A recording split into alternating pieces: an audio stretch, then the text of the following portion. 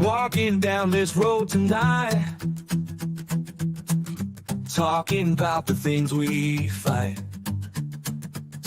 Addiction knocking at my door. E&T wants so much more. We walk the walk and talk the talk, right here on Girl Talk, on the path where we belong. Standing strong through the storm, together we'll move along.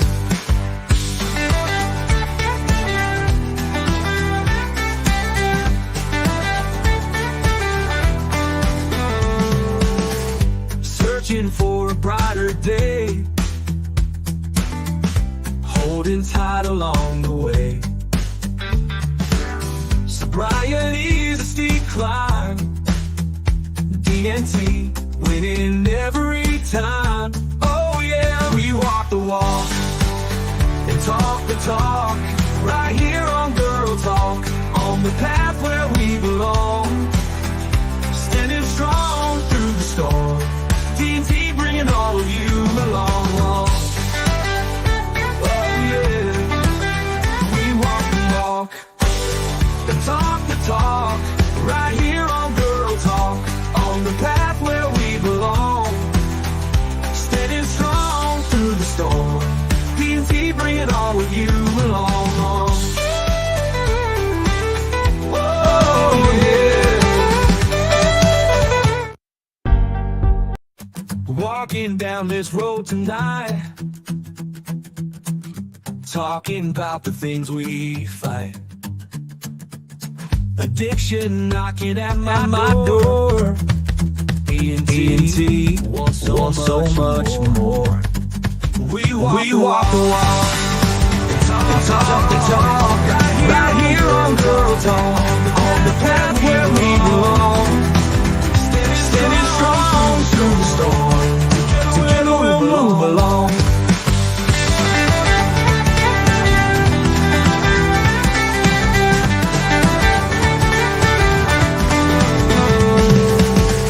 Searching for a brighter day,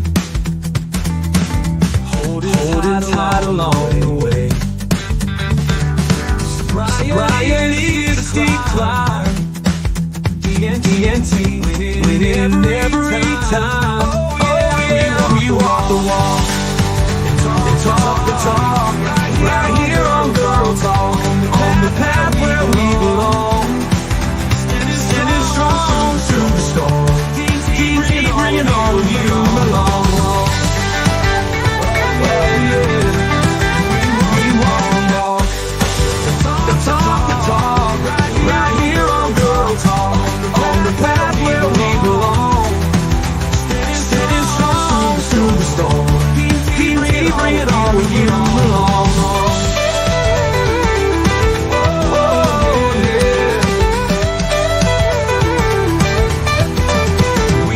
Walk the walk and talk the talk, right here on Girl Talk, on the path where we belong.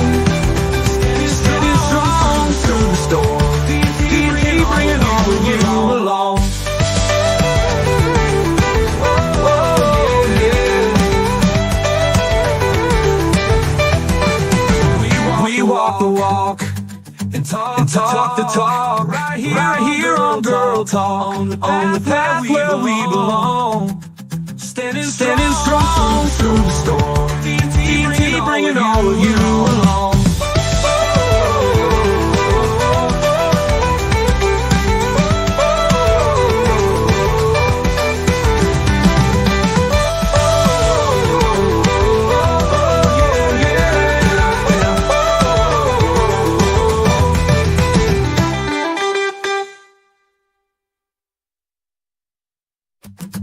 Walking down this road tonight,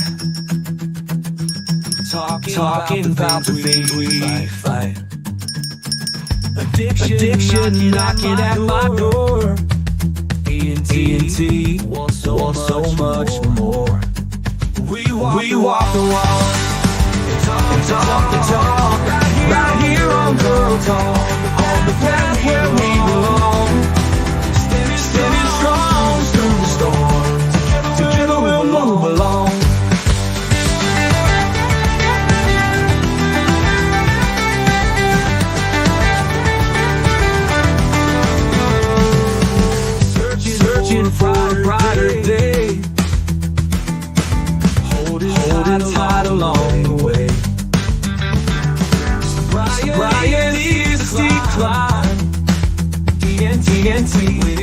in every time. Oh yeah, we walk the walk and talk the talk, right here on Girl Talk, on the path where we belong. Standing strong through the storm, deep bringing all of you along.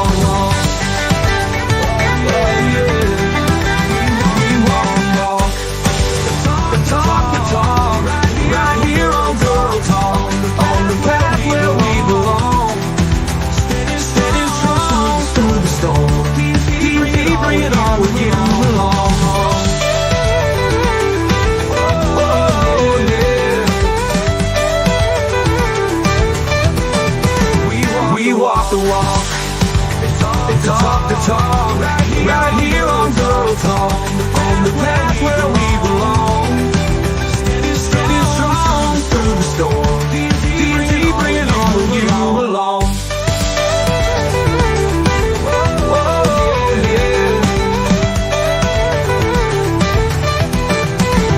We walk the walk and talk the talk, right here on Girl Talk, on the path where we belong. Standing strong through the storm, deep bringing all of you along.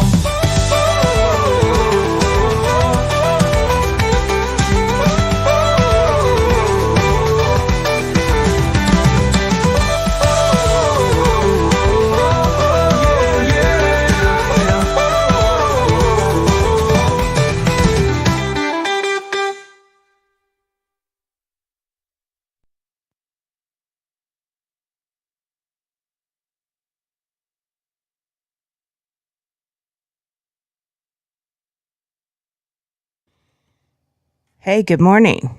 There we are. How is everybody doing this morning? I hope everybody is having a good day. We have a special guest in the studio today. We are going to talk about the past experiences, considering that the assassination attempt of Trump failed, and there are two other people who that happened to, but we're not going to discuss the one in the far distant past. We're going to discuss Ronald Reagan, and we're also going to discuss Kennedy and that successful one. And the reason why we're going to discuss just those two is because my special guest was only alive during those two. She wasn't around when Roosevelt. She might have been around, but not. And Lincoln. I'm just kidding. Our special guest is Victoria. That is Victoria.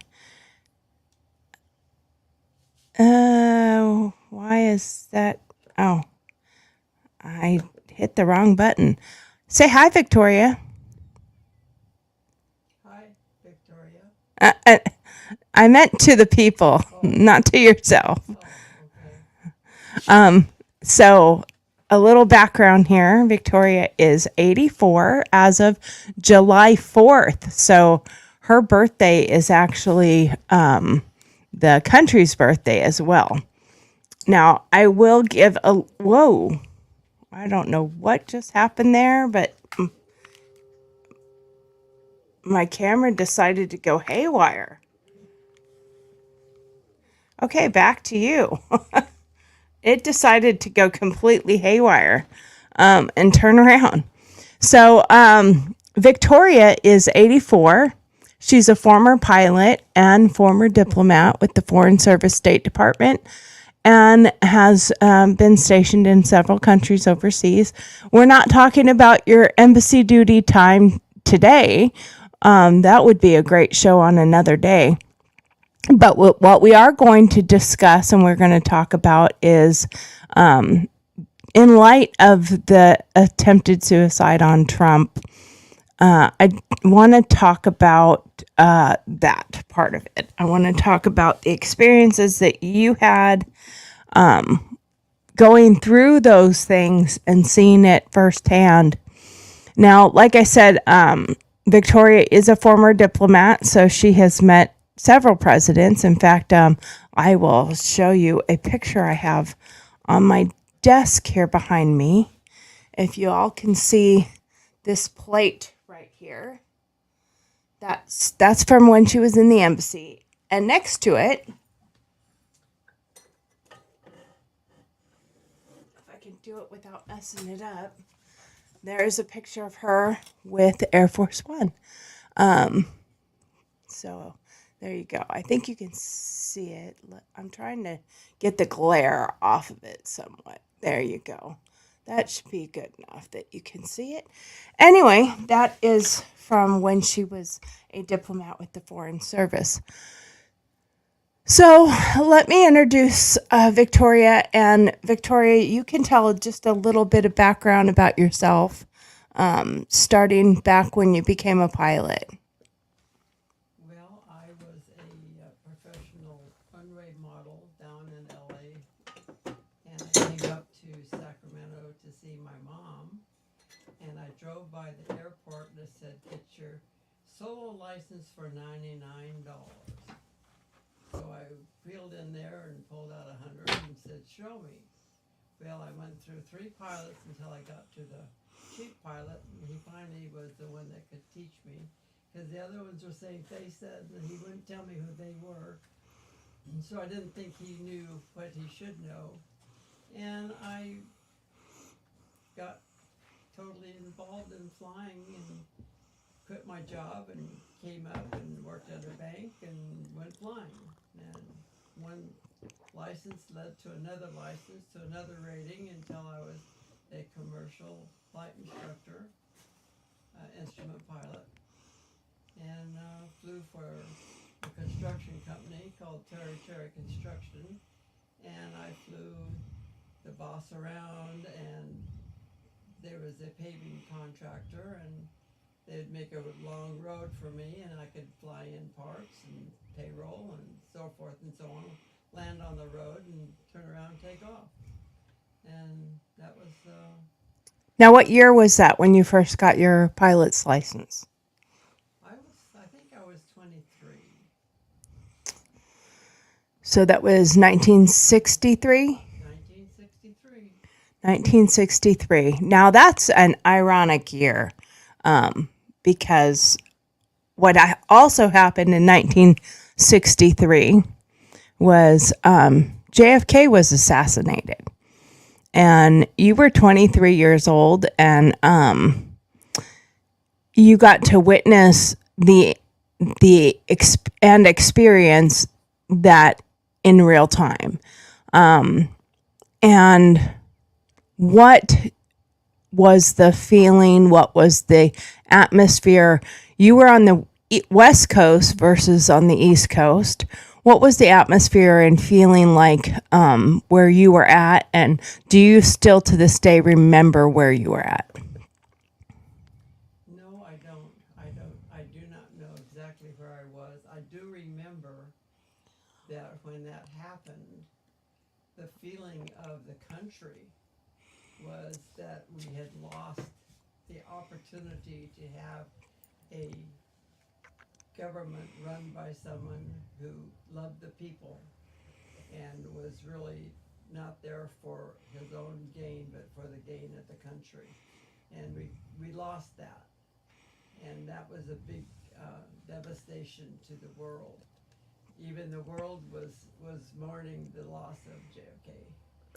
Well, I know the other day we had talked about that a little bit, and you were explaining to me how the biggest reason why it was so traumatic, because he was a Democrat and you've been a Republican all your life, right?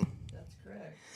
And the Republicans and Democrats alike, as far as the people go, really liked him because he didn't vote party line. He voted his heart. He voted what he thought was best for the people, not what he thought was best for him or the party. That's what you were saying the other day. Is that why you feel like the people took it so hard when he was assassinated? Well, I think what we felt was the opportunity was taken away from us. And that was For unity? for the community, for everybody. It was for someone you did not physically know. It became very personal that we had lost a family member. Right, right. Now, back then, they didn't have social media and text messaging and all these different avenues to see information or hear or be able to put your own messages out immediately. No, we were not able to do that, and in a way, I think it's detrimental because sometimes people send stuff out, and once it gets out, it's all through the whole community, and they can't take it back. But back then, you thought a little bit before you spoke, and I don't see that really happening today. Right, yeah, people are the people can just immediately be behind a keyboard and say whatever they want and whatever they feel. And you had to wait until the news came on to give you information or tell you what was happening. Did you sit by waiting to hear step by step as it was happening? Did you rush to a TV so that you could hear and see what they were talking about? Or did you lament a little bit and then go back to business as usual? I think we just went back to work and would listen when the news came on. But even back then, you believed half what you hear, and else you actually see it and touch it. It's like somebody else's opinion, and you have to kind of weed that out to really get down to what actually happened.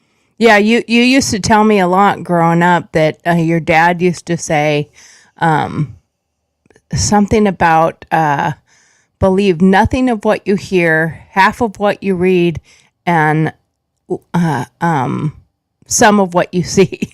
something to that effect. I don't remember exactly what the line was, but something to that effect, because your eyes give you some truths, but sometimes you see it different. You know, you can have 5 people at a car accident and they'll all tell you it happened 5 different ways. Well, you can't take a personal opinion away from people because it's how they conceive what they've seen. Sometimes you filter what you see because sometimes it's so horrific you don't want to recognize it. Sometimes it's something that you would not believe, and accepting that you did see it, and your brain says no, it went this way, and you start to believe a falsehood, and you think it's true. So that's my philosophy. So, do you see a lot of that happening now, especially with so much social media and so much influence from other sources that are telling people this is the facts, these are the truths, and taking a little bit more account to you have to forcefully go and look for the facts rather than believing what's being told to you because it's not always the truth. Well, it comes down to how you were raised. My father was very, very adamant about making sure that I understood what I saw, and we would discuss it, and he would explain it to me, so I would have some knowledge of knowing what was going on, and not just take it by rote and say, oh, okay, that's it. Today, I don't think people delve into something deep enough to really understand. They just say, oh, well, that's the way it goes. No, that's really not the way it goes, but you tell yourself a story that you can accept, and when that happens, the reality sometimes gets screwed. Do you see that happening a lot with the way that they've handled Donald Trump and after the first election? Well, I just watched the film of Trump, lot of stuff was never his fault. It was circumstances that created certain things, and he tried to do the right thing. He was wanting to be able to protect us as a people, and that got lost somewhere. You don't hear people saying that, and he's now a target. And why? Why do people not want him? Why is there a offstring populace that wants to make him disappear?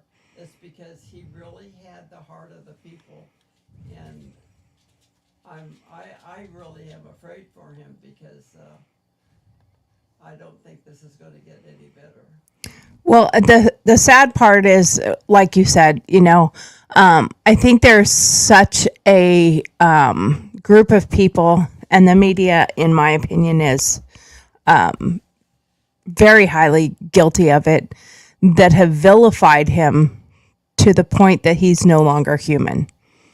And you're putting so much vile information out there, quite a lot of it false, quite a lot of it has been debunked, and they're still stating the same rhetoric that happened before. Now, there's rhetoric on both sides that is negative or bad and can be touted unfairly.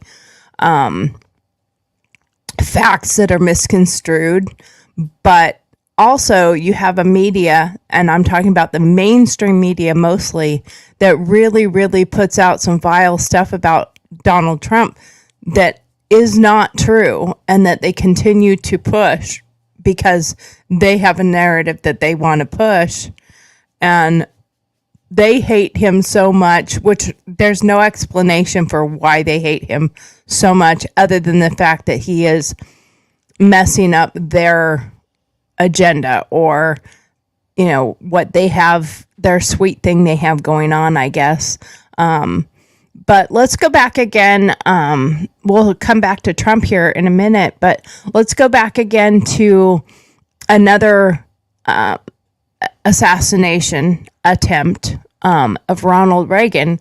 Now, the one interesting fact for you, or for the people listening, about your experience with Ronald Reagan is you knew Ronald Reagan personally. I met him. And did you, now, I know you knew him before he became president, but what was the feeling different for you when that happened to somebody you actually knew versus somebody you just heard about or knew from the news or from television that was the president? There's a little bit of a difference, I'm sure, in your mind about how that plays out. Well, when you get the politicians away from the politics, they become very human, and then you can relate to them. He was very human. He really cared about the people, and his whole thing was he was just a cowboy. He just wanted to ride in on his white horse and take care of everything, and was not what the people in Washington wanted to do. Right. So they became to the point of disliking him. I don't know if you remember, I'm going to tell a funny story about Ronald Reagan. But do you remember when I interned in his office when I was in junior high school? Barely. Well, anyway, the most memorable part of that story is the fact that I was doing the tour through the offices, and it just still makes me laugh. But anyway, I was touring through with the other group of kids that were doing such, and in the doorway, right after you went into his office, they were taking us on a tour. He was not there; he wasn't in his office, and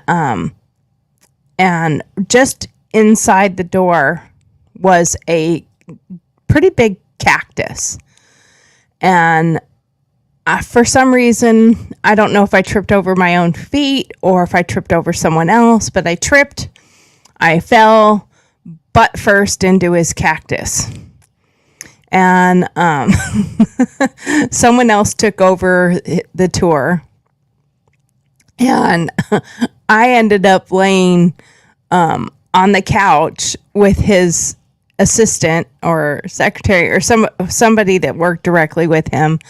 And she was plucking the spines out of my backside through my jeans or pants. I don't remember what I was wearing, but she was plucking them out of my pants. Now I had clothes on, all that, nothing, they were right through my pants.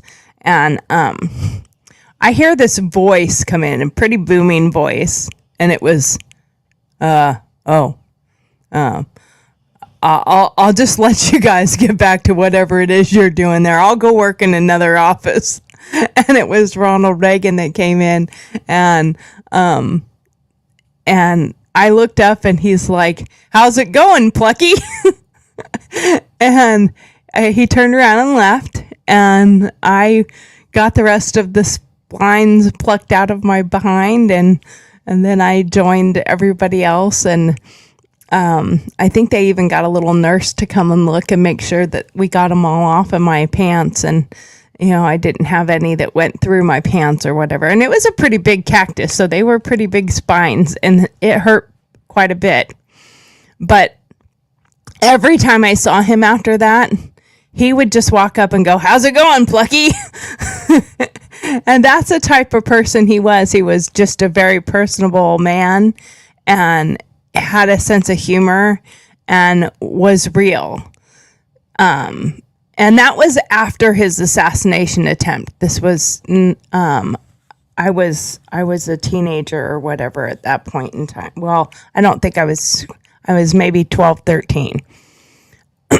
But there is a huge difference when somebody is known to you and somebody is personal.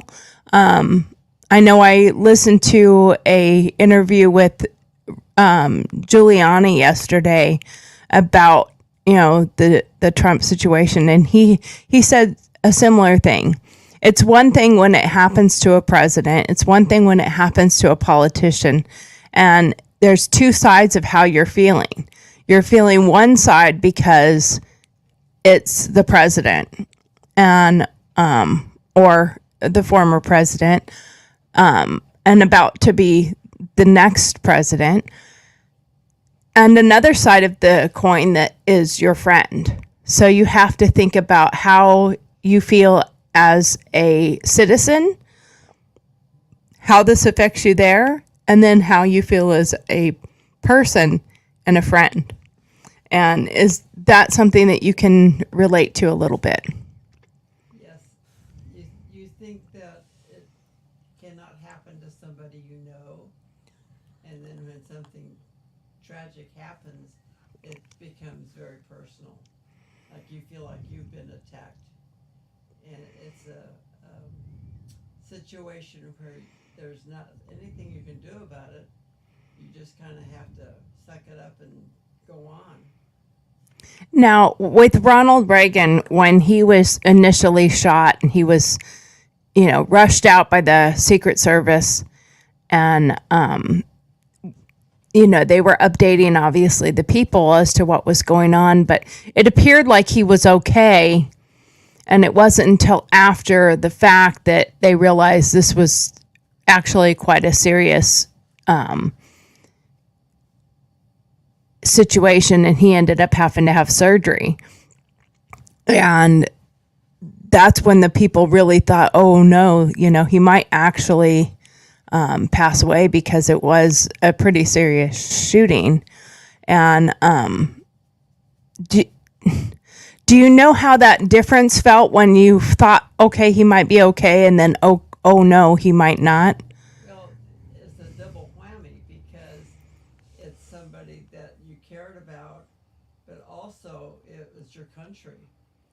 He no longer was able to be the president, and the vice president became the active president at the time, and you didn't know what was going to happen. You didn't know what the world was going to do, whether the enemies were going to decide to attack you, or it was a very unknown situation, and we became, I believe the country went on alert, and we all had to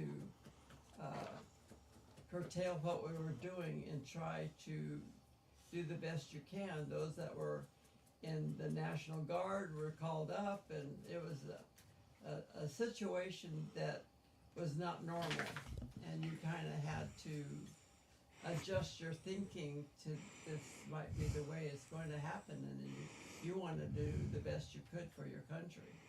Right. That makes a lot of sense.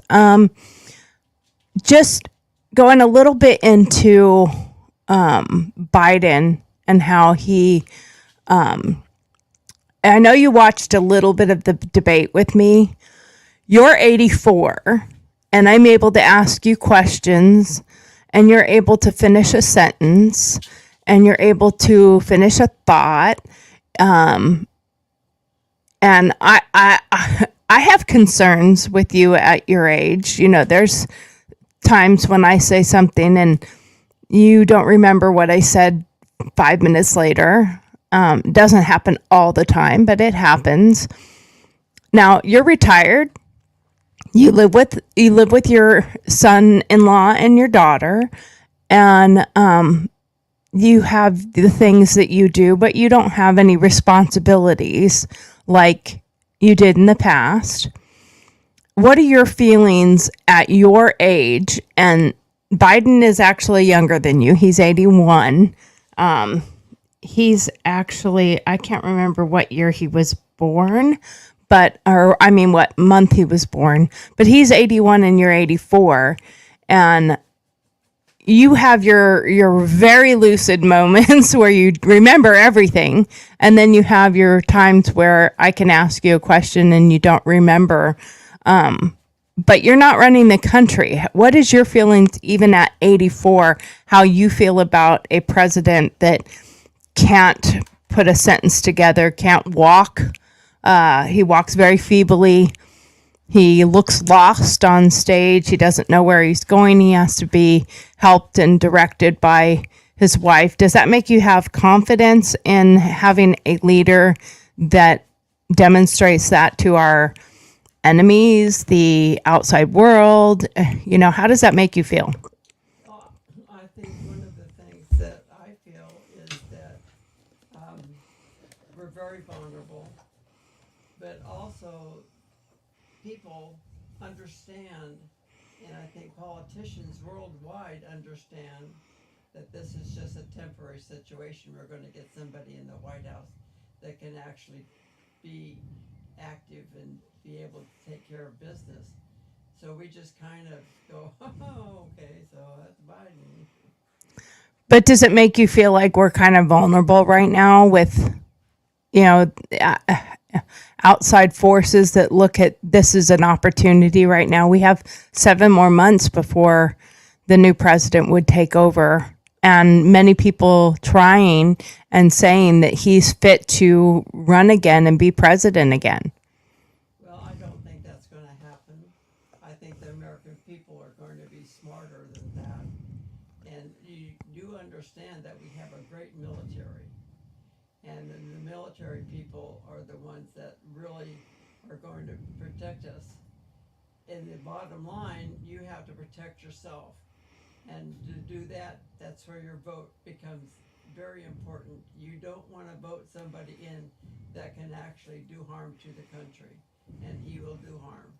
Well, I just listened to a couple, I'm not even going to give them credit, but a couple people on a show the other day that with Pierce Morgan that literally said I would vote for him in an urn before I would vote for Trump. What does that make you feel when you hear something like that? I would vote for him. One of them said I would vote for him if he was catatonic in a bed with tubes running through his body. The other one said I would vote for him if his head was in a jar and if Jill came out with the urn and said, this is the president, I would still vote for him. Doesn't that tell you what the intelligence is? Yeah. Yeah.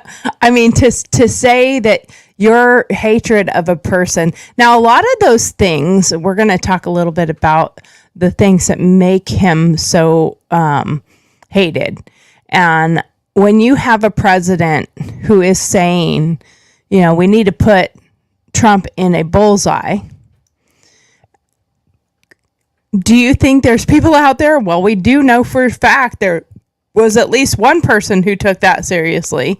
But do you think that is putting a literal bullseye on him? Do you think that the people are really understand that he means a vote versus a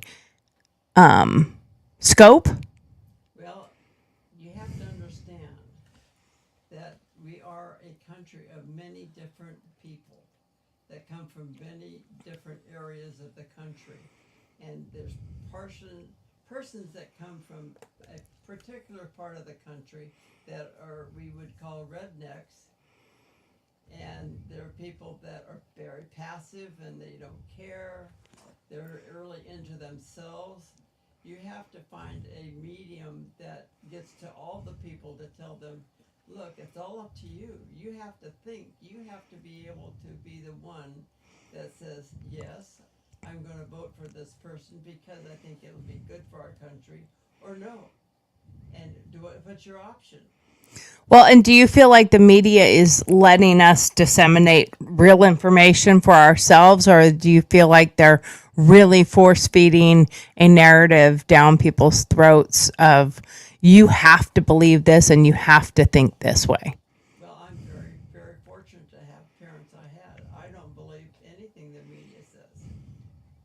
Well, and I think that's a huge difference. Now I know that previously, when he ran for office before, I was very much, and I'm still very much into the politics, but, there was some things that were being said about him that, we discussed and you heard this on the news and I'm like, well, that's not accurate. This is what really happened, or this is the whole story. And it, initially you had a negative, thought of Trump based on some of the information that was put out there until I gave you the other half of it or showed you the full story. And you're like, well, that's not what the news said. And I think that's part of the problem is so many people are like, but the news said, but so-and-so said, because they're a familiar face, they're a familiar voice, they talk to us every day, they tell us what's going on, and we get used to listening to them and buying into and believing the things that they say. And do we all have the fortitude to go and find the information for ourselves and research it and get the facts and get the truth? Do you think that's a bigger problem?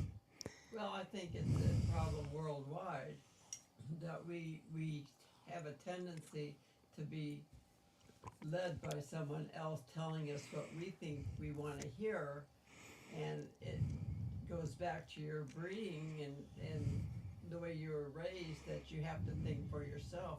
You cannot believe what somebody's standing right in front of you and you know what he's telling you is not truthful. So you have to weed them out and then make your own decision. Yeah, one of those things I hear them quite often, they refer to the January 6th, and that's a constant. January 6th, January 6th, January 6th, but you never hear them discuss or even bring up the fact that they had their own side rioting in all sorts of cities, burning cities down, burning cop cars down, assaulting people, and you never hear them mention it at all. They only mention January 6th. And sure, there was some bad people in January 6th. There's also some people that had no ill intentions, law enforcement that let them in the building, a lot of facts that were misconstrued. And yeah, there was bad people involved, and those people should be treated as such. And but what you're being told on the news and what's factual about Trump, and it to me, it makes it very volatile in this country when you are 84 and you have experienced a lot more life than a lot of other people, and you were around. I mean, you were young when World War II happened, but the aftermath of World War II, you were able to witness and watch and see and feel. The Holocaust was so bad and so devastating. And for them to be saying that he is literally Hitler again, what does that make you think? That makes me think that they're not thinking people. They're robots, and they don't have a clue what went on to World War II. They don't know what Hitler did. They do not understand what they did to the Jewish people. They are catatonic, as far as I'm concerned, and that you don't want to get involved in. You don't want to let them be a public service. So it's up to you to vote them out. Right. Now, do you see that kind of rhetoric, that kind of talking points is going to put a literal bullseye on the literal Hitler? I mean, some of the things that they've said recently are, if Trump is reelected, we will have no more democracy. There will never be another presidential election because he is going to become a dictator. And they take some words out of context.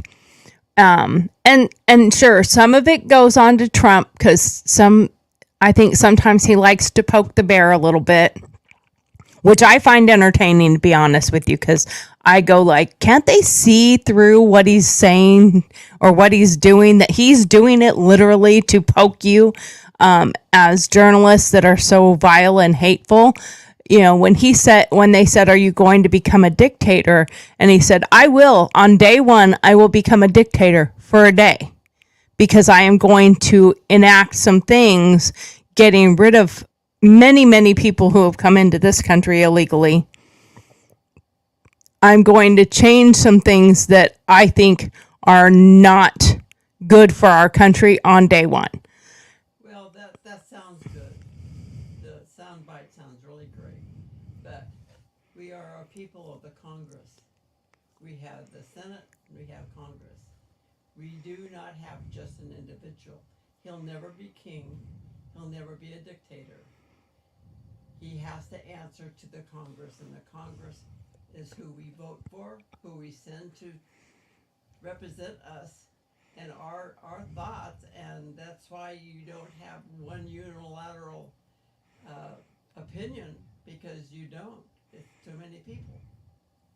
Right. The fact that we have multiple people that have to agree on things. Yes, there's certain things the president has the ability to do, but he can't just come in and they literally have made comments like he's going to come in and shred the Constitution.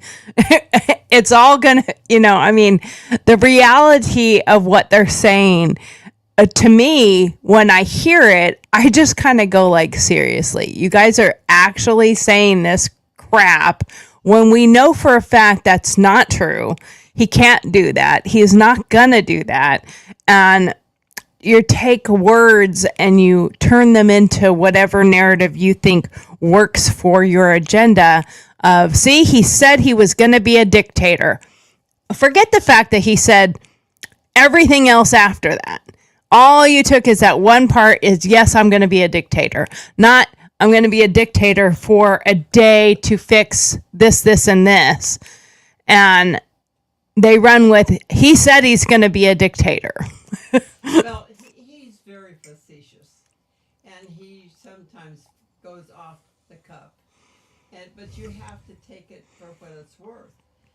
I don't know, people that say that he's not going to be a leader of the Constitution. I doubt that they ever read the Constitution.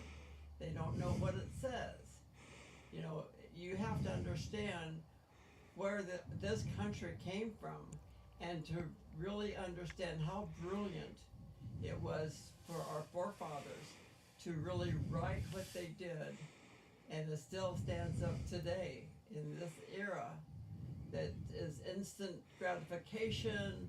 You can turn the TV on and get anybody's opinion and go with it, but you have to think for yourself, and I don't think a lot of people are doing that. Do you think one of the problems too is, like you just said, you can turn on the TV and you can get all sorts of information, but do you think there's a big problem with a lot of people not going to other sources and seeing what the two sides are saying, versus they like that one person and everything they say is God and golden and the truth, and so help me God, I'm not going to go look anywhere else. I'm not going to listen to anywhere else. I know there's quite a few liberals that I have gotten into conversations with where you cannot even say anything positive that Trump has ever done.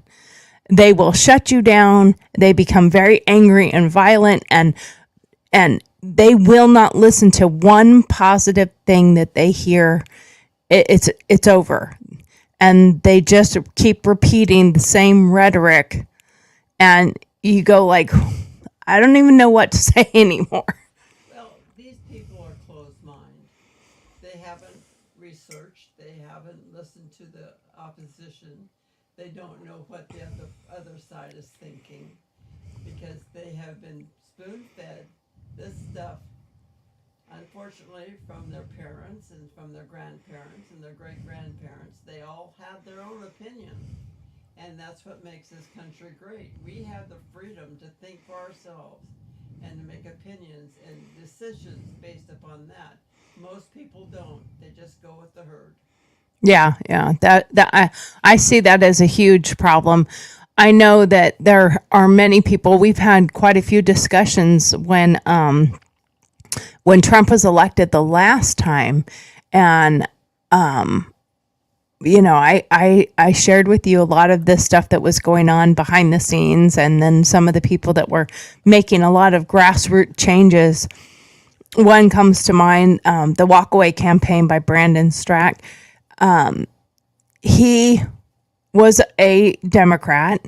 He cried. He has said he curled up and cried when Hillary lost.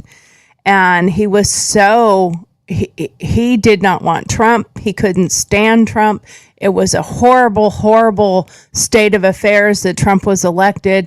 And then at some point, he had an open mind enough to listen to a friend of his. And he was a liberal gay, so everybody goes automatically, if you're gay, you have to be a Democrat and you have to be on the liberal side because they are the side of inclusion. You will be included if you are on this side. But it appears today that the only way that you are included in that side is if you follow and do exactly what that side tells you to do and say and believe. And what Brandon did was listen to a friend and go and do some research for himself. And he found out that a lot of the things he was told and a lot of the things that he heard were not true. And he changed his stance and changed how he feels about him. He then went on to do the Walkaway campaign, and he actually opened one of Donald Trump's rallies when he was running for president the last time. And does that show you that there's a difference in the agenda of the media versus the agenda of the president himself, when he is going to round up all the gays and put them in a camp so that they can get reprogrammed and everything else? And then he has a gay liberal, or a gay man, he's no longer a liberal, but a gay man open for one of his rallies. Well, it's small-minded you have to worry about, because they do not want to think about it. They don't want to do anything about it. They want to basically be taken care of. And we have unfortunately gotten a social system that you say, I hurt my back, so I can't work. Well, okay. Then we'll put you in a job that you shuffle paper. Well, no, I can't do that. So we pay them. Yeah. So you just bought a vote.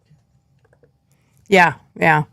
And that's, I think that's a big problem with what's happening with the immigration and allowing so many people coming in, because, you know, I don't know the facts behind it, but you hear quite a bit of stuff about the Democratic side trying to change rules and change regulations and change laws so that those people's votes would count, because that's where they've got to find their vote somewhere, because the people are waking up to the fact that, you know, this is really not good for the country. And a president who can't remember where he is, he's shaking hands with invisible people on the stage, he's turning around and talking to nobody, he has to be escorted on and off stage.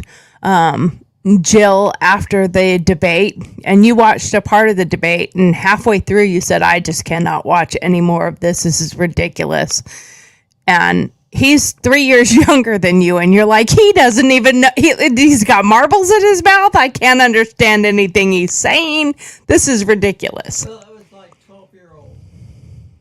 You know, somebody that is old enough to have the voice, but he doesn't understand what he's saying or where he's going or why he's even there. and you're going like, this is the best they've got. This is the best they've got. So we're gonna keep going with this one.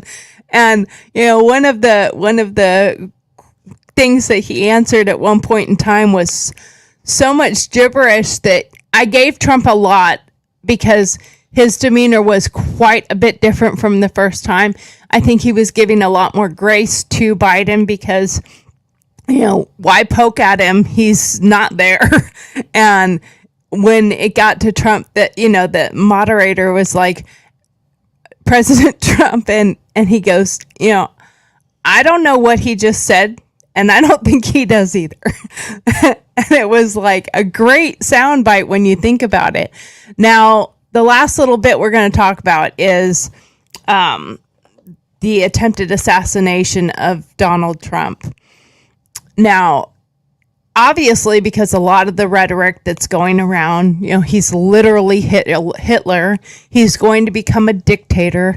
There's never going to be another election. Our democracy is over with. You get people out there that have mental health issues, and you're giving them the ammunition they need in their heads to fulfill an outcome that it almost appears like they want to have happen, because they've tried to get him in court. They've tried to try him. They've charged him. Those things are starting to backfire, because, you know, the courts are seeing that you can't do that, and that's not going to fly. So they've thrown everything they can at him. They tried to bankrupt him. They've tried to ruin him in every way possible. And the last ditch effort almost seems like, well, then we need to have him killed. Let's put a bullseye on him. And that attempt failed as well. And I believe in the Almighty. I believe in divine intervention. And all I can say is, when Trump actually, it had to have been the very second that the shot was actually taken, because it's so fast that a bullet moves, the trajectory of a bullet and how fast it goes, that he was staring at the crowd, and for a split second he turned to look at a thing on a monitor on the side. He looked back at the crowd, and then he looked back at the monitor again, and that's right when the bullet went right next to him and through his ear. And I believe 100% in the divine intervention, the Almighty. He's like, I'm not done with this guy yet. We need him to save this country. What are your thoughts on that? Oh, that's pretty heavy duty. I believe that we're all here. I believe that the Earth is an experiment. You know, and we got that. We're a petri dish. Almighty is up there saying, "Man, somebody's got to do something," and our angels are down here with us. I think we all have a guardian angel, but if you put yourself in harm's way, they won't be there. Like if you go into a den of iniquity, they won't come in. They stay outside because they know that's not where they can be. And we have to understand that if we decide to do something that is illegal, something that is harmful, then we're on our own. We're not going to be saved by them. And we have to make good decisions, right or wrong. Make a decision. Take a stance. Stand up and say who you are. And I'm here and I'm going to do the best I can. And my government is my government, not yours, not somebody else's, mine. And I have the choice of saying yay or nay. Do you also believe people have the ability to change? If they want to. A lot of people don't. A lot of people get stuck in the mud and they want to stay there. And then they just can't pull themselves out. Even if some people see the facts right before their eyes, but they still cannot see past that. Well, it's that they don't want to. Mm-hmm. They want to be right, whether they're wrong or not. As far as they're concerned, I'm right, and if you don't believe what I believe, then you need to go away. Now, do you see a little bit of a difference in the assassination of Kennedy, the assassination attempt of Ronald Reagan? We're talking 1963, then 1981, and then now in 2024, where we have social media. Everyone has a phone. Everyone has information to share. And back then, we were literally reliant on the media and law enforcement to tell us what happened. And so you had to take what they were giving you and kind of disseminate it a little bit, think, okay, that might be true or that might not be true. There's been so many rumors behind Kennedy over the years about it being deep state or an inside job, or, you know, there couldn't have been one shooter, all these different elements, but there was no other information other than what you're being told compared to today. What do you think the difference? Well, the difference is that back then, there was a lot more freedom.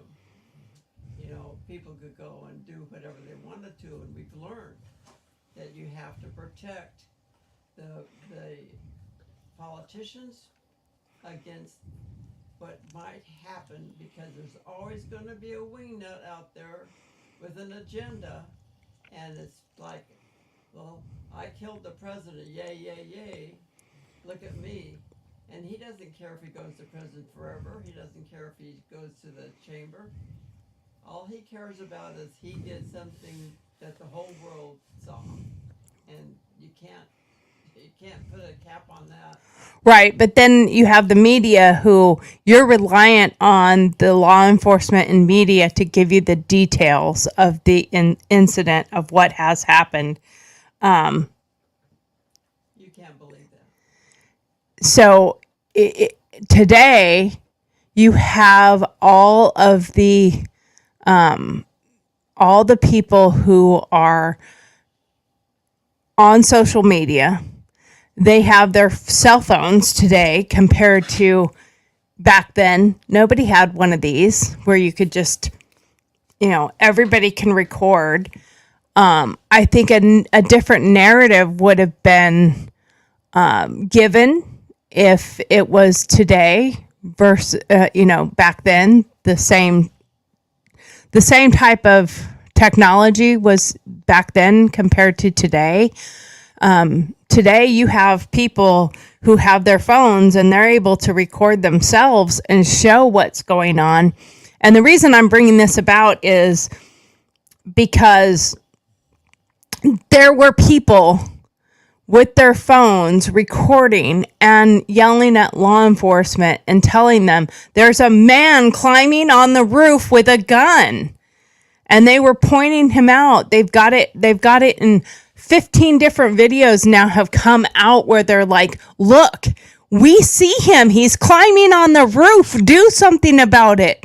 And then they are being interviewed after the fact going, I don't understand. Like, once we told them that there was a man on the roof climbing with a gun and we could see him, why they didn't take Trump out until that was solved, until the guy was subdued or whatever the case may be.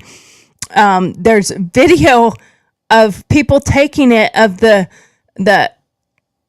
sniper where it looks like he's narrowed in on the guy for like 3 minutes and he does nothing. He doesn't shoot the guy. Okay, well, they have protocol. They can't shoot unless they shoot, or they can't, but they could go up on the roof. Why was that roof even open?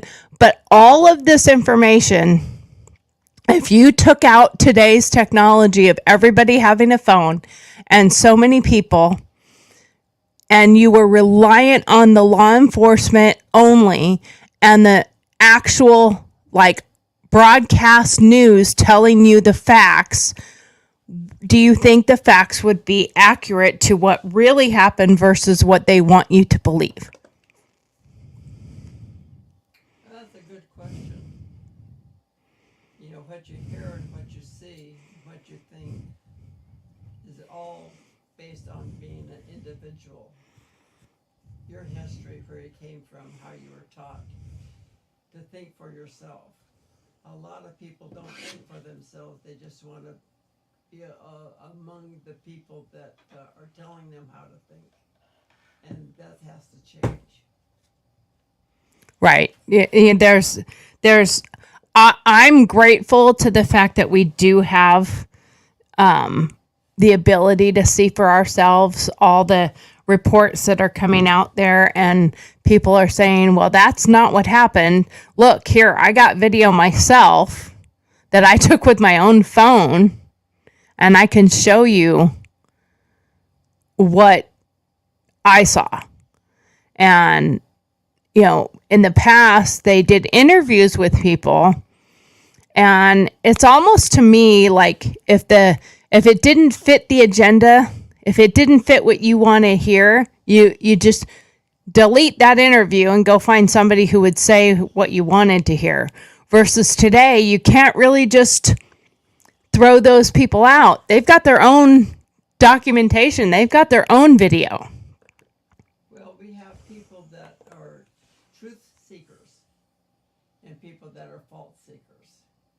And us as individuals, we have to weed them out and say, that does not make any sense, and it's my choice to believe them or not to believe them. Right. There's a huge difference between what everyone else hears versus and sees versus what the media is putting out there.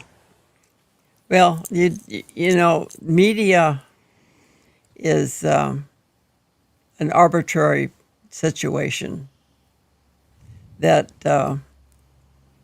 you listen to what they have to say, and then you have to look and see what their agenda is, because they're trying to influence their thought process to you, and you have to say, no, I do not believe that. And go and look for other sources.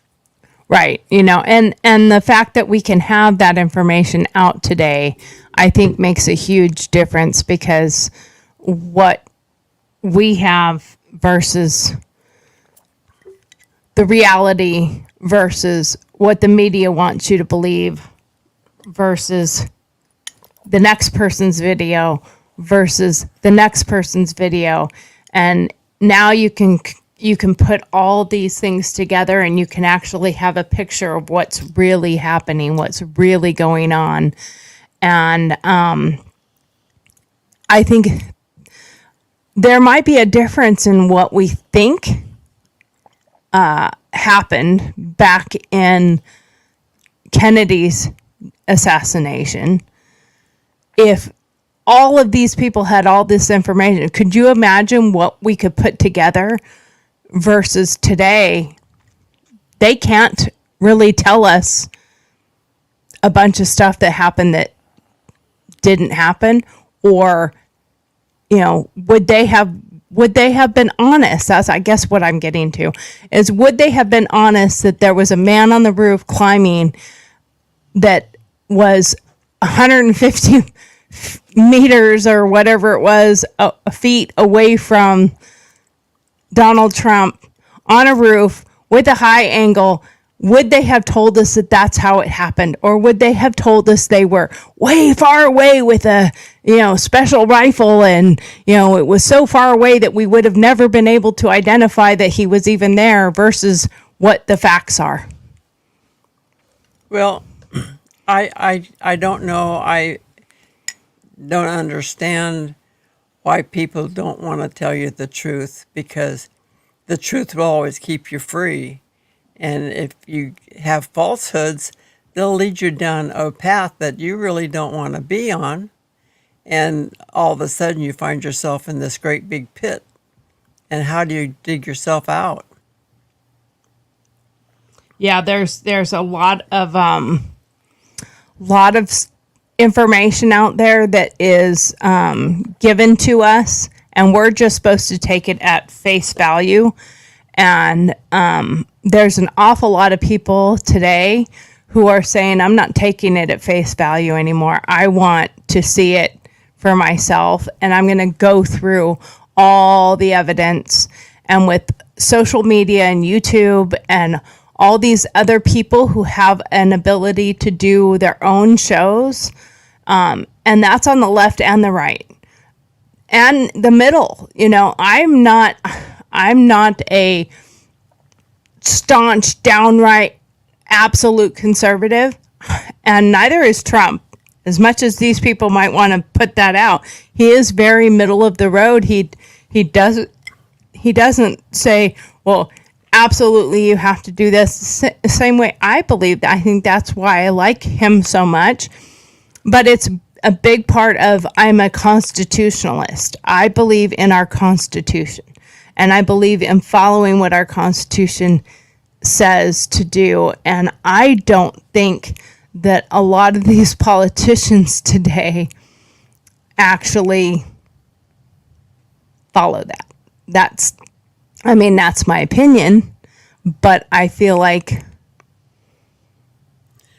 too many don't follow what the Constitution said. Like you said earlier, a lot of them have never even read it. Well, you have to evaluate and dig into stuff. You really can't take anything at face value, because there's so many falsehoods out there that, fortunately, we are a country of free thinkers, and we don't want to be a part of the pack. And if you think that way, then you're going to be able to dig into why, what, where, and when. That's it. Now, wow, I don't even know how to do the math here, but how many elections have you been able to vote in? You're like, that's a number you should not be discussing. Yeah, that's been a long, long road, and fortunately, I'm a free person, and I got to go and vote for who I wanted. And generally, the person I voted for was the one that got the election. So I think, on the average, I think I was a very positive person because I was very involved in the politic area, and I seen what happened in other countries because that's where I lived. So you got a firsthand feeling of what other people and other cultures were thinking of what in the world were we doing. Well, and you have a different perspective too, because many people say, "I'd love to be a fly on the wall in that room or in that situation and see what's really happening." And you did get to see behind the screen, so to speak. The what is the from Wizard of Oz? You have the wizard hiding behind the screen. You got to see the negotiations. You got to see the real stuff that happened versus what you're being told happened. Well, fortunately, I was a free thinker, and I was able to not become one of the herd. There's so many people that's in the establishment that have forgotten that they can have their own opinion, and unfortunately they take the opinion of someone else, and that's when we start losing our freedom. Yeah, yeah. We have to think for ourselves, and we also have to look at all the information out there, put it all together, and then somewhere amongst all those things is the truth. Somewhere amongst all of that, we get the facts. We get what really happened. We put it all together, and we're able to see for ourselves what's going on, what's happened. Now, do you think that based on the state that Biden is in currently, and Trump is a bit younger, not much, but he's a couple years younger, but his cognizant behavior and his ability to think and speak and all that definitely makes a difference. But when Trump actually was shot at, and he was down, and he was on the ground, and he was bleeding, and Secret Service jumped on top of him, and then they get him up and they pick him up, and he's wanting his shoes because he obviously probably didn't want to walk barefooted or in his socks. He wanted his shoes. I don't think that they actually made a point to get him his shoes and get them back on. But then as he was getting out, he's not a small man, and they have Secret Service on him, and they're trying to get him out, and he's like, wait. And he reaches up and he says, fight. And yes, it put himself in harm's way. There's not much they could do to stop him from doing that. But the picture of that and the video of that are now going to be iconic. And what to so many people, what they saw was a lion. They saw someone who was many people put in that same situation would have been scared, would have been crying, would have cowered, would have been afraid, would have been running, all that stuff. And this person comes out like a lion. I'm a fighter. I'm going to win. And you can't take me down like that. I'm not going to let you take me down like that. And I think a lot of people saw that response, and it has turned a lot of people towards him, because we don't necessarily need an aggressive person, but we need a strong person that can lead this country, a strong person that our enemies can see, I can't mess with that one. they've got a leader who I don't know that I want to contend with. Well, I think that you have to have a leader that is respected by other country leaders. And I don't think we have the respect with Biden. It's just not going to happen. And he's too old. He's too feeble. His handlers are the ones that are running the country. And I am not an intelligent aristocrat. I am just a human being looking and seeing what's happening, and I can understand that it's not good. Right. And you come from an age and an era of different thinking. You are not a millennial.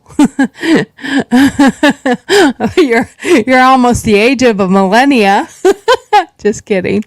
But you're not a millennial. You're not somebody who is, in the current working force, in your 30s and 50s and 60s about to retire. You're a person who's already lived that life and is now retired, and you still have more cognizant thinking than the person who is now in charge of the red button, so to speak. I don't think he knows where the red button is. They keep it hidden from him because he might press it. That is a good point. They keep that under lock and key away from him because we can't. Oh, that's shiny. I'm going to push it. What's this? Well, what I saw after, and I don't know if it was good on their part or bad on their part, but it did happen. Regardless, after the debate, the cameras were still rolling, and there was footage of Jill going up on stage and holding Biden's arm and helping him down the stairs, and it was looking like, I help you. You're partially you're legally blind, so you can't see very well, and you do have to walk a lot more careful now compared to in the past. And when we go somewhere, I help lead you so that you don't trip, so that you don't fall, so that I'm there to catch you. But I do that because you need that help. And that's not who I want to see as my leader. I want to see somebody who can make his way down the stairs by himself. And then after she helped this feeble man down the stairs, I guess they had some kind of after party somewhere where they came in, and they have a whole group of people just clapping and yelling and all excited and cheering him on. And then he comes in and Jill says, "Oh, Joe, you did so good. You're so good. You answered all the questions." And I'm just like, seriously? What is he in kindergarten? I mean, that's what the people want to see. And, she was congratulating him and giving him accolades like a kindergartner. And when it got out in the real world, everybody else, so somebody in his little entourage there, somebody in the group there, because that was a private after party. So they were taking video of it and they put it out there. And I looked at it and went like, you got to be kidding. Oh, good boy. Good boy. Was he a dog or a kindergartner, a third grader, a 3-year-old? Good job. You didn't poop your pants. I'm so proud of you. That's how it comes across. And, it makes me very concerned that there are anyone out there who would even consider voting for him. What are your thoughts?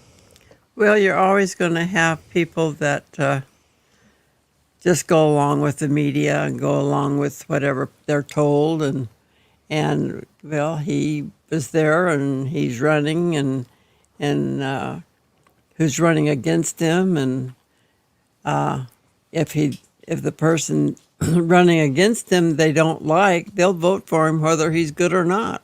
Yeah. Now you go back again into the past here. We're going to do a little wrap up of everything. What you heard and what you saw in when Kennedy was shot was what the media put out and your initial reactions and fear for the country because this was a person that you thought could unify the country and bring people together, and he was going to vote for what was best for the country, not just party lines. And that was a super big loss and something that you experienced firsthand.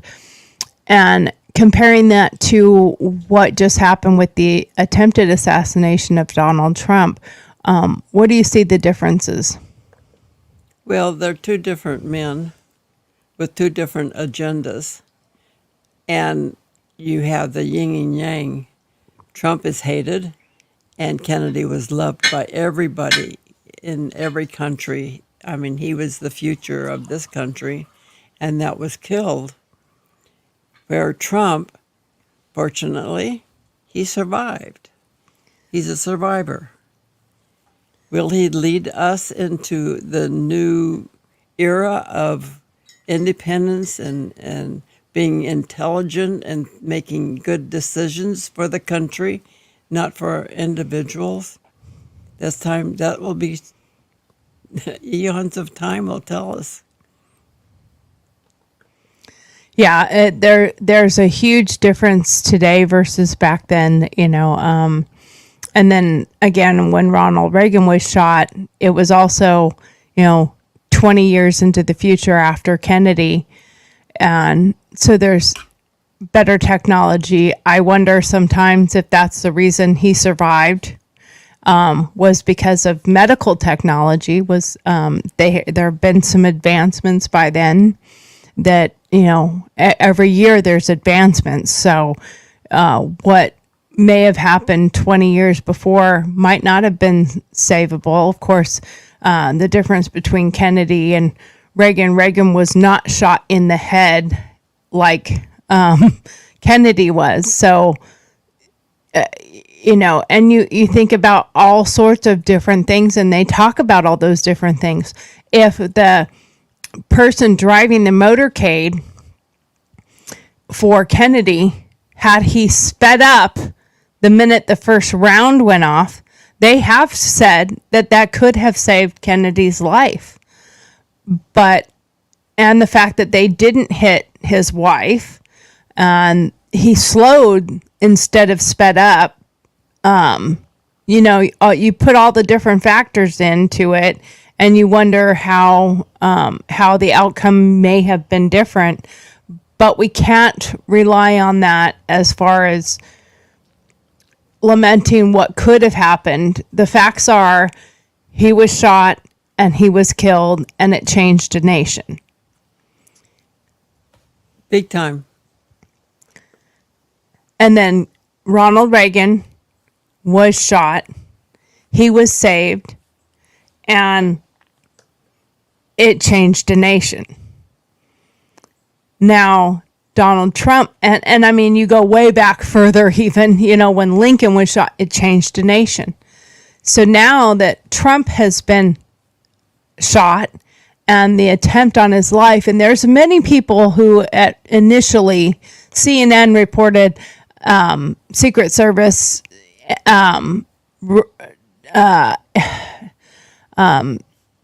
rushed Trump off stage after glass hits him. Not factual. The first reporting from CNN was that rally interrupted as Trump falls, like he just tripped.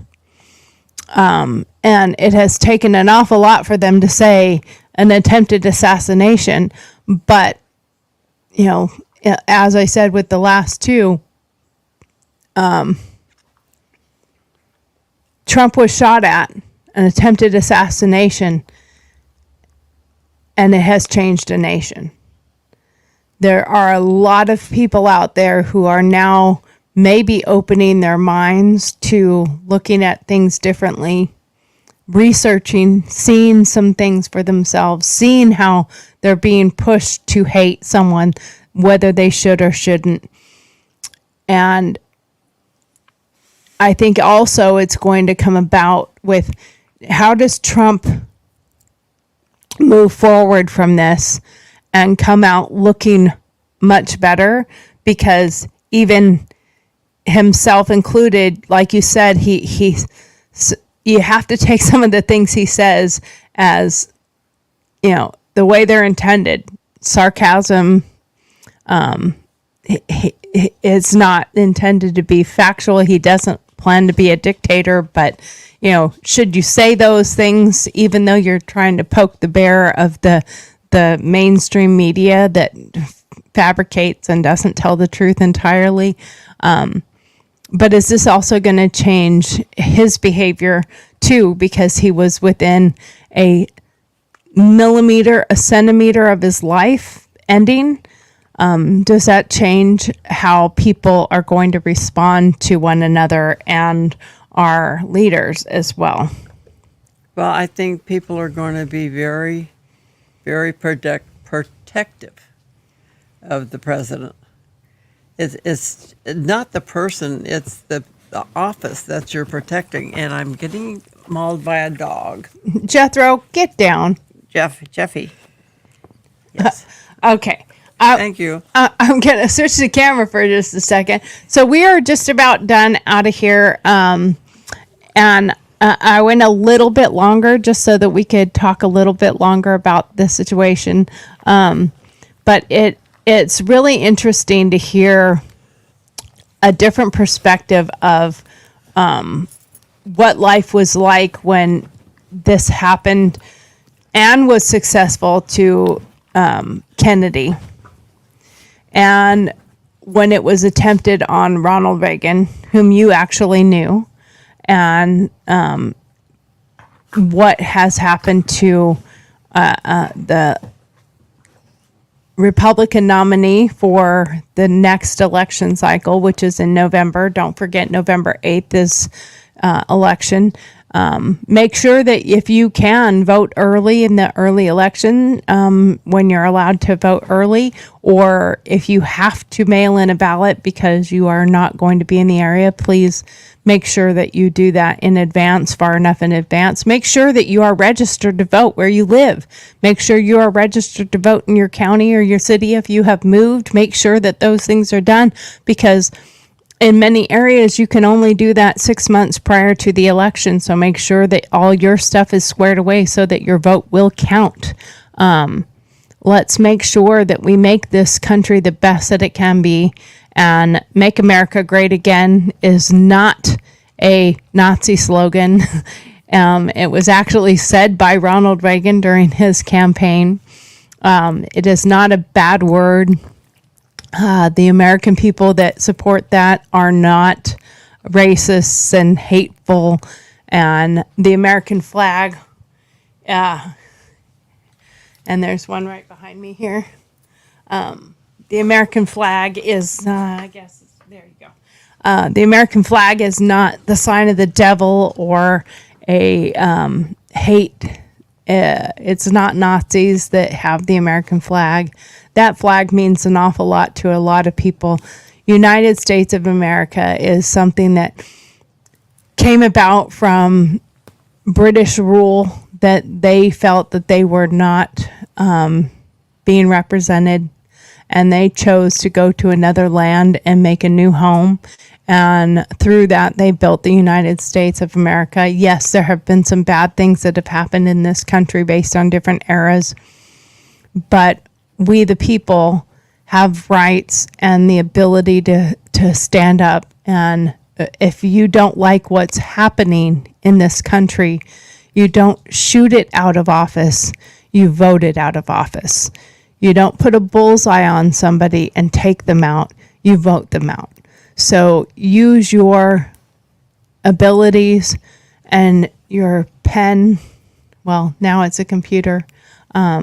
but use your ability to go in to the voting booths and you vote for what you think is best for the country, not what the media is telling you to do or anyone else. Think for yourself.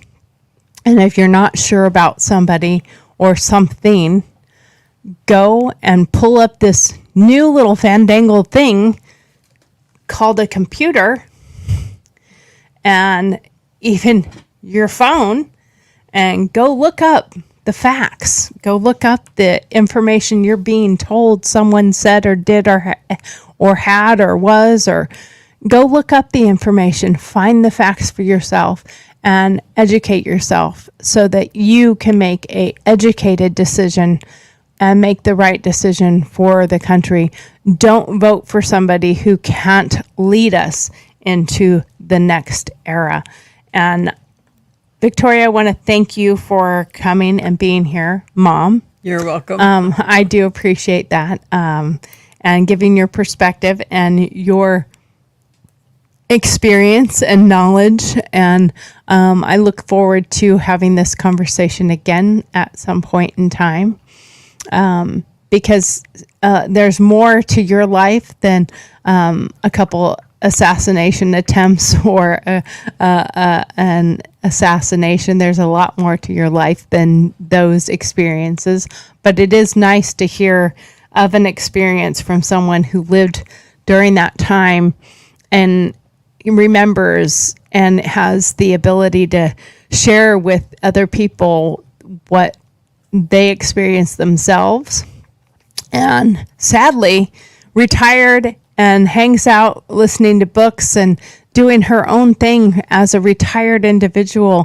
compared to somebody that can't put a sentence together and is pretending to run this country somehow, some way. But the puppeteers and the puppet masters behind the scenes, we all have kind of caught on to the fact that there's no possible way when nobody's home is running the show. Anyway, I want to thank everybody for watching and being here, and we appreciate it. And please like, follow, and subscribe on our YouTube channel, Girl Talks, TAUXGURL for girl.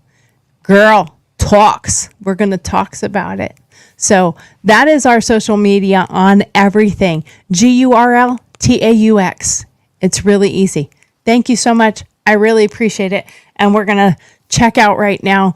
Don't forget, the reason this show started is because our friend of ours is in dire straits and needs our love and affection and needs to be thought about, needs to be loved, needs to know that the world is not against her. And we want to be there for her. And we're going to check out now, listening to the song about that. Thank you, and God bless. Ciao. We were close, but drifted so far apart. Once bright eyes, I'm now lost in the dark, trying to reach you, but you're fading, following deeper, shadows invading. How can I pull you back? My friend, friends for 50 years, can we make it to 52? Oh, no, now since you went down to the tracks, now I can't find you used to be. My friend, we searched for you in the shadows through the tears we shed. We cried for you in the shadows through the tears we shed. We found you dirty, a bottle in your hand, in the shadows through the tears we shed. In the shadows, tears we shed, 'cause we knew what lay ahead. The bottle held tight in your grip, we saw your light begin to slip. It's like a battle you fought, but you've already lost, when you bought the poison that tore you apart. My sister, I searched for you in the shadows through the tears I shed. I climbed over barbed wire to find you. In the shadows through the tears I shed, I found you in your pile of rocks and I hugged you. In the shadows through the tears I shed, it's like a battle you fought, but you've already lost. When you bought the poison that tore you apart. My daughter, my daughter, we flew over the ocean to save you. In the shadows through the tears we shed, we begged you to embrace us. In the shadows through the tears we shed, we had to leave you with deep regrets. In the shadows through the tears we shed, it's like a battle you fought, but you've already lost. When you bought the poison that tore you apart.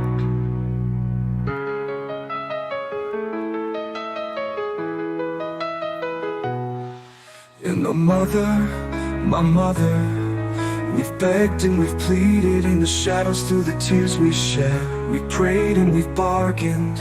In the shadows through the tears we shed, we had to walk away for our own sanity. In the shadows through the tears we shed, it's like a battle you fought, but you've already lost. When you bought the poison that tore you apart. My child, I sent friends to love you, but you turned on them. In the shadows through the tears they shed, I forgave you for the hurts you've caused. In the shadows through the blood I shed, send you signs there is light in the darkness, but you turn away, yet we all cry. In the shadows through the tears we shed.